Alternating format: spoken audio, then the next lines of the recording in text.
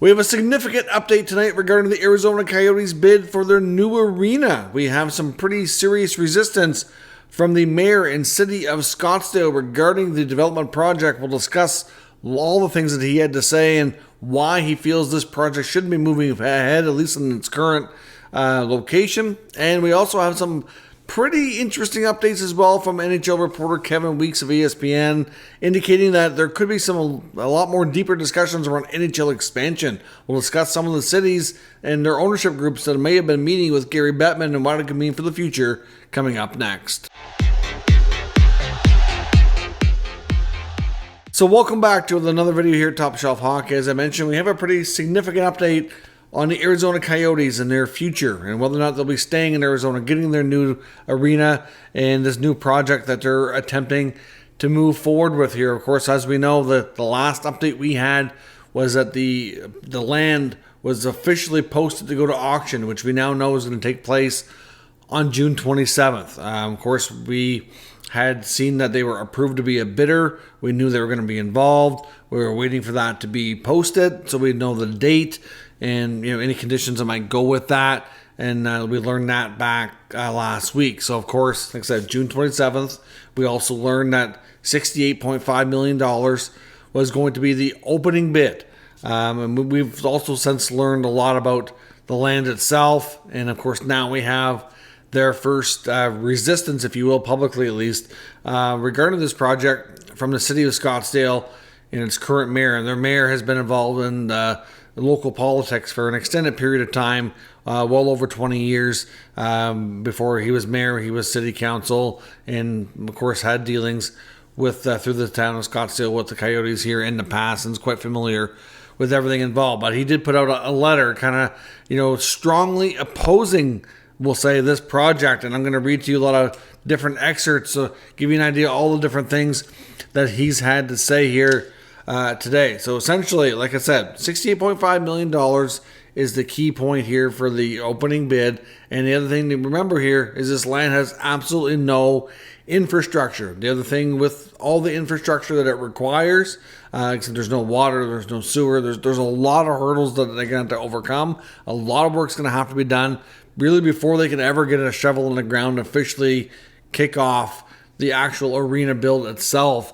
It's believed the infrastructure cost here going to be somewhere around $120 million or so. And that was an estimate based on what I'd read through an article via ESPN and writer Greg Wyshynski, which he had done that just a short time ago. So if they're paying $68.5 million for the land, or maybe more, that's just, they could have other bidders that come into the mix. There's rumors that there might be other bidders, and then of course all that infrastructure costs. You could be upwards of $200 million or pretty close to it. Before you're even building the arena itself and the other developments around it. So it could be quite an expensive project, and the team still professes that they're not going to be using or asking for any taxpayer money, and then this is all going to be a cash project from the ownership group there that own the Coyotes, which I hope the local fan base and supporters of this team can understand why a lot of us would have concerns that they can make that happen based on the history. This team has a history of not doing well financially and having issues with paying its bills, etc. And I know a lot of that was under previous ownership, but still, there's a lot of history there that just kind of give people that motion to pause and just have doubts. And I think until they get this completed, there's still going to be a section of people in the media and other fan bases that will have doubts. And I hope people locally that want this to work out understand that. So here's some of the comments here in the letter from the mayor of Scottsdale strongly opposing this project. So here we go. So it starts with saying, last week the Coyotes developer team rolled out the same fantasy renderings used in the Tempe Mega Arena and mixed-use site proposal that was defeated at the ballot box. So obviously we know that their original attempt here to get a deal done in Tempe failed because they had to go to a referendum and they didn't get the votes to pass it. The local residents there were not largely enough in favor for that to move forward. The proposed Phoenix version, bordering Scottsdale, was presented without mention of market demand for a new entertainment venue disguised as a hockey arena, congested highway access, or questionable arena zoning entitlement, and the glitzy proposal portrayed as a last gasp effort to save the team and keep them in Arizona. So obviously part of that comment there leads us to think that there could be zoning questions. Is it zoned for everything that they want to do? Is that going to be another big hurdle that they have to overcome? It sure sounds like it. Sounds like there's a lot of questions over the zoning entitlement, and if they can even build an arena with the current zoning, or are they going to have to go through a big process to get it rezoned, and could they run into further issues if that's the case? It could be another big hurdle facing this project. Now, the other big thing, this is a real shot at the owner, it says the prospect of a rookie developer attempting to buy state trust land with absolutely no infrastructure on the Phoenix side of the 101/Scottsdale Road intersection at the doorstep of Scottsdale is not feasible or welcome.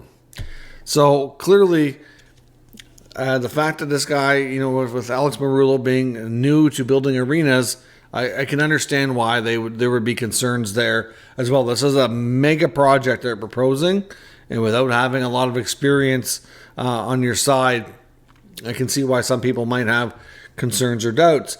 Now he says the next part is why. Why does it feel this way? Why does it feel it's not feasible, and why are they not welcome? So it says, the next part here says the dream retail components sit too close to the retail lines of Scottsdale. The bare Arizona state land at the edge of Phoenix has no frontage roads. Water and sewer lie miles away to the west, and as a condition of sale, the 100 acres of property must develop entirely the 64th Street ramp for access. So obviously, like I said, the water and sewer, there's no infrastructure there whatsoever, and the current water sewer access that they would want to kind of build off of to get it there is a long ways away.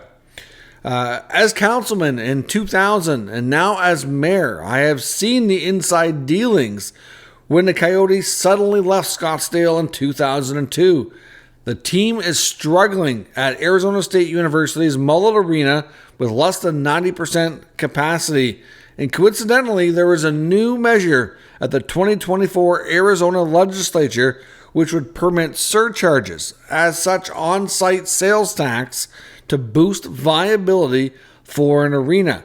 In March, Arizona State Land Department met with me, and I pointed out all the improvements from the 101 North are entirely in our city. I demanded infrastructure, including water and sewer, be pulled from the Phoenix side, as the Scottsdale water assets are absolutely not available. Also demanded the 64th Street Arizona Loop 101 North exit be built out to serve the area. Arizona State Land Department agreed these requirements will be bundled with any successful bid. As it stands today, this fantasy hockey project must move west away from Scottsdale. So clearly, this mayor very much opposes this project, and it sounds to me like part of this land is going to be technically in their city. So I do think he is going to have a leg to stand on for opposing the project, and from a legal standpoint for kind of making sure he gets what he wants. We've heard from the team. They've confirmed 100%. If this piece of land does not work out to get a new arena, that relocation is very, very much on the table and quite likely the next option, which could include the owner selling the team, possibly back to the league itself, and then the league getting a relocation fee from the next ownership group to wherever it's going to move to. That would probably be the more likely scenario. They'd probably make an attempt to make Alex Muriel whole. Obviously, they want to make sure he's not going to walk away, losing too much money here. And clearly, like I said, if they do lose the Coyotes, if this team ends up relocating, I have no doubt the NHL in the near future, 5-10 years down the road, I'm not sure the time frame, will attempt to come back with a new ownership group and make that market work. I don't know that the market itself is not the issue. They do need to get the arena in the right location. But this team has been in the state for a long time now, and they have constantly struggled for a long-term permanent home and to get the arena filled and to get the big enough fan base supporting the team on a regular basis at the games to make it viably successful long-term, to not be so lacking the stability here. So they have to do something. Now, I'm not saying this opposition from the mayor of Scottsdale is going to completely wreck this plan and going to completely derail it and send them on their way out of the state. I don't know that, but I'm just saying that this is some pretty serious opposition. I do think he's got legs to stand on here when it comes to his demands. And the other thing that I think the league is going to be looking at, like we said before, and I know Frank Saravalli gets a lot of crap from people online on Twitter for kind of hating on the Coyotes, if you will, or that he doesn't really know. He just wants them to move, so he makes up all these stories. I think Frank knows a lot more, and I think he should be getting a lot more credit for some of the stuff he does know. Now, I'm not saying that everything he says is the gospel or anything.